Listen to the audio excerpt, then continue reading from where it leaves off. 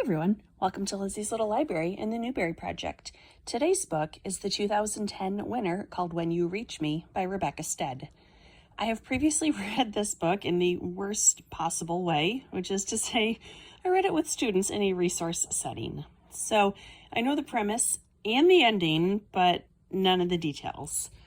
However, knowing the ending, I'll be able to look for clues and hints throughout to see how the author brought us to that conclusion.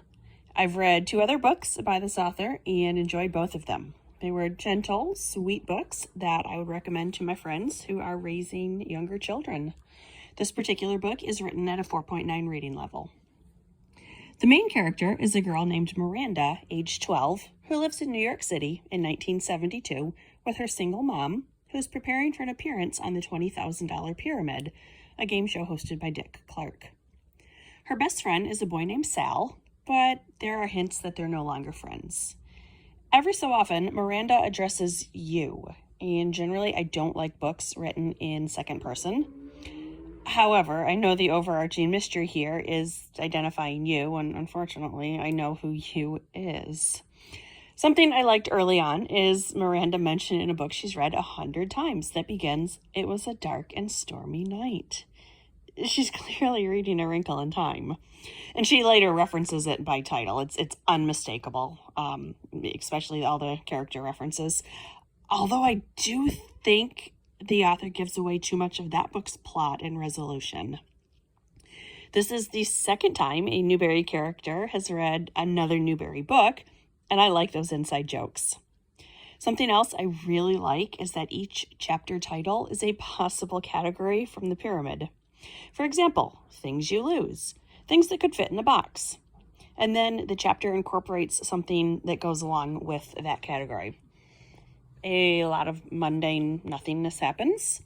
Miranda spends time with friends, works on a model city at school, explains the book she's reading many times, and again, I think it gives away too much from that. The last few chapters are Mom's appearance on the game show.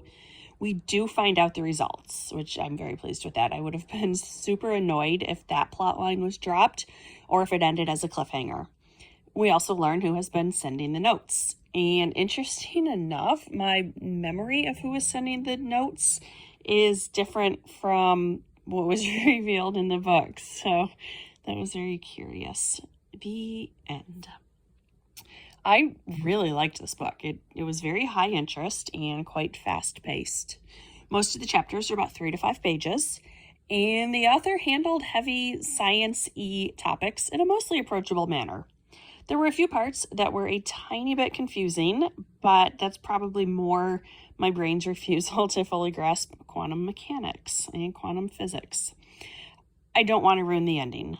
I will say it's similar to A Wrinkle in Time. Kind of. I definitely preferred this one as in comparison to that one. I liked the mystery element throughout the story of trying to identify you and who was the letter writer. She'd been getting mystery letters. Miranda was a mostly agreeable character. At one point, she started helping a girl in class rather than continuing to ignore her or make fun of her, so that showed good growth. She and Sal also deal with their changing relationship in an appropriate way.